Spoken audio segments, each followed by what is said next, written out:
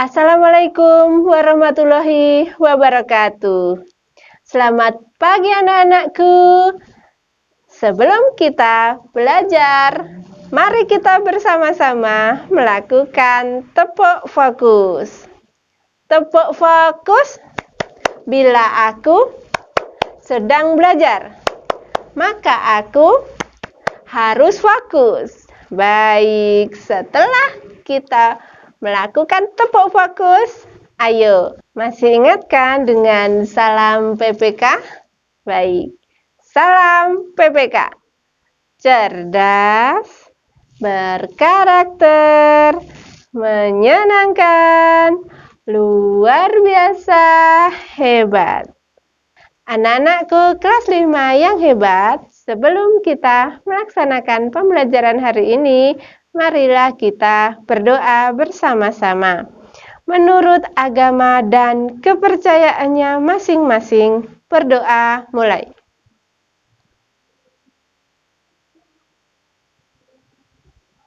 Selesai. Hari ini kita akan belajar materi kelas 5, tema 5, ekosistem. Subtema 2, hubungan antar makhluk hidup. Pembelajaran 5 dan 6.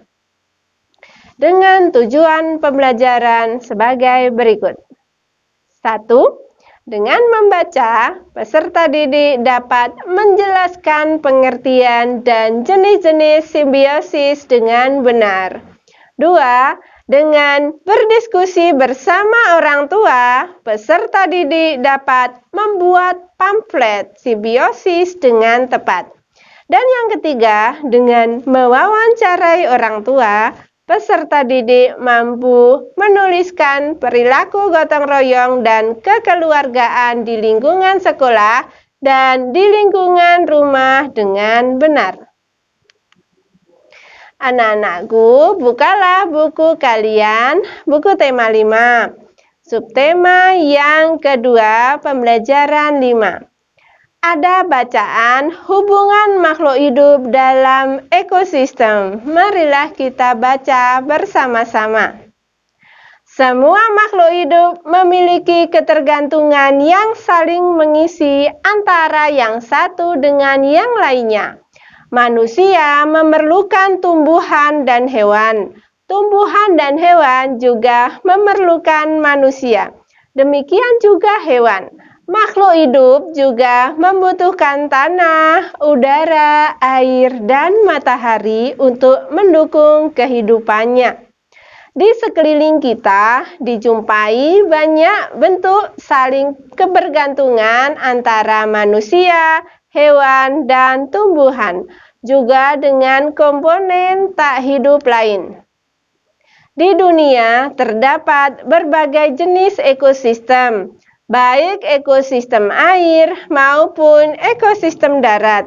Di dalam ekosistem terjadi interaksi atau hubungan yang saling membutuhkan antar makhluk hidup dan antara makhluk hidup dengan komponen tak hidup. Pada rantai makanan terjadi proses memakan dan dimakan oleh berbagai makhluk hidup yang ada pada sebuah ekosistem. Pada gambar di atas terlihat tumbuhan hijau menghasilkan makanan yang akan dikonsumsi oleh hewan konsumen tingkat pertama.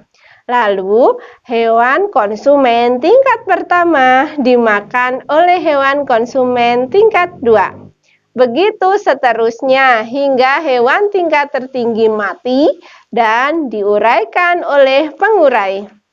Selain kebergantungan makhluk hidup melalui rantai makanan, banyak makhluk hidup lain yang berhubungan dengan cara yang khas. Hubungan dua makhluk hidup yang berbeda dan sangat erat kaitannya disebut simbiosis. Terdapat 3 jenis simbiosis, yaitu simbiosis mutualisme, parasitisme, dan komensalisme. Tahukah kalian apakah yang dimaksud dengan simbiosis? Simbiosis adalah hubungan khas dua makhluk hidup yang berbeda yang sangat erat kaitannya. Anak-anakku, untuk memperjelas simbiosis, mutualisme, komensalisme, dan parasitisme, perhatikan bagan berikut ini. Untuk simbiosis mutualisme, yaitu hubungan antara dua makhluk hidup yang saling menguntungkan. Contohnya di sini adalah hubungan antara burung jalak dan kerbau. Burung jalak memakan kutu-kutu yang ada di punggung kerbau. Sedangkan kerbau merasa beruntung karena tubuhnya menjadi bersih. Kemudian yang kedua, simbiosis komensalisme, yaitu hubungan antara dua makhluk hidup. Dalam hal ini makhluk hidup yang satu mendapatkan keuntungan, sedangkan makhluk hidup yang lainnya tidak dirugikan.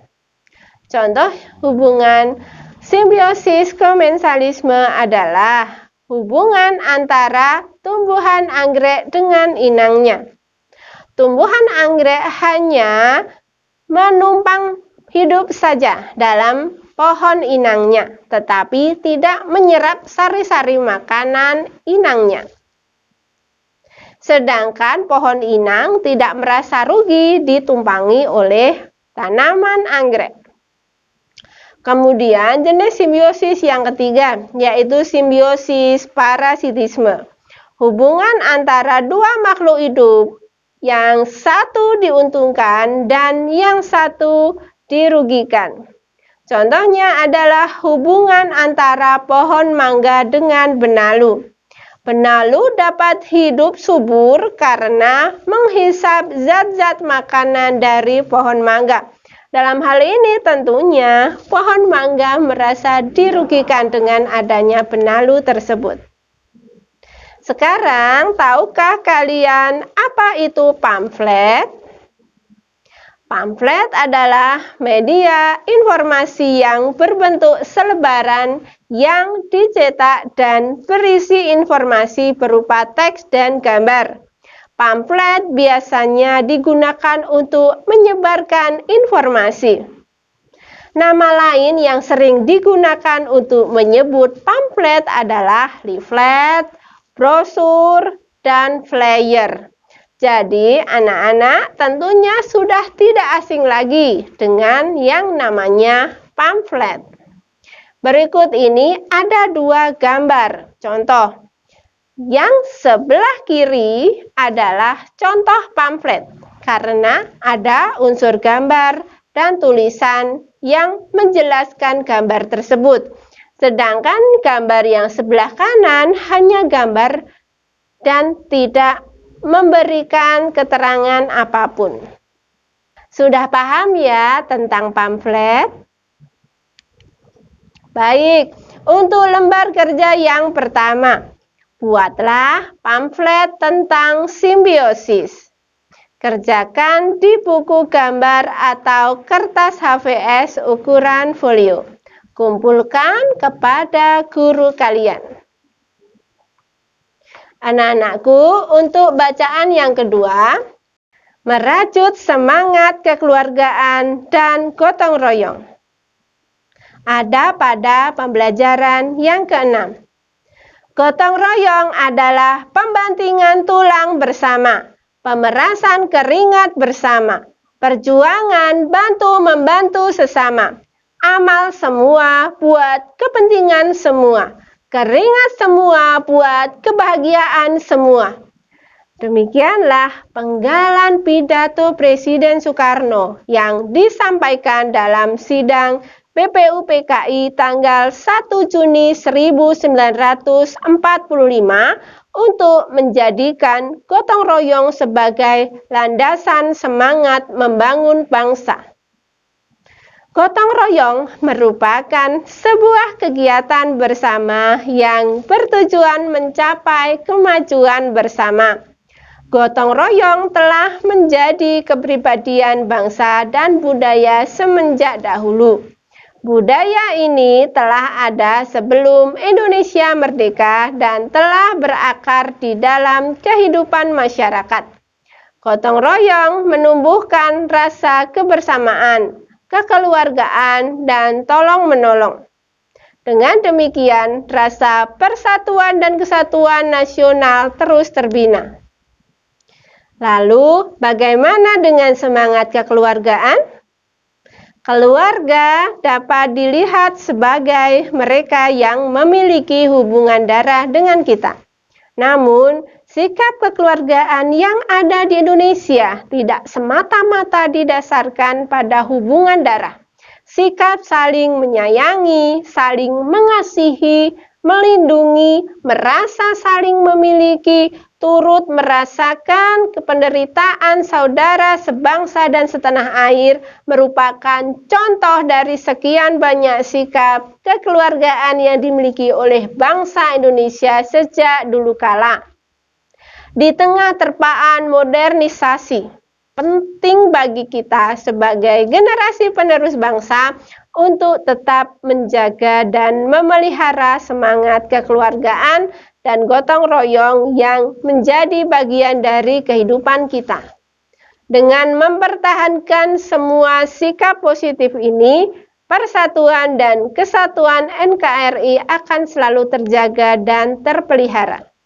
Sebagai lembar kerja yang kedua, buatlah contoh gotong royong dan kekeluargaan yang ada di lingkungan sekolah dan di lingkungan rumah.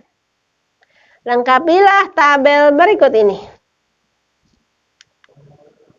Anak-anakku, hari ini kalian sudah belajar 3 hal. Yang pertama, jenis-jenis simbiosis. Yang kedua, pamflet. Dan yang ketiga, perilaku gotong royong dan kekeluargaan di lingkungan sekolah dan lingkungan rumah. Demikianlah pembelajaran kita hari ini. Anak-anakku di rumah, tetaplah semangat belajar bersama ayah dan bunda. Taati semua peraturan yang ada di rumah. Sayangi keluarga, dan sampai jumpa di pembelajaran selanjutnya. Wassalamualaikum warahmatullahi wabarakatuh.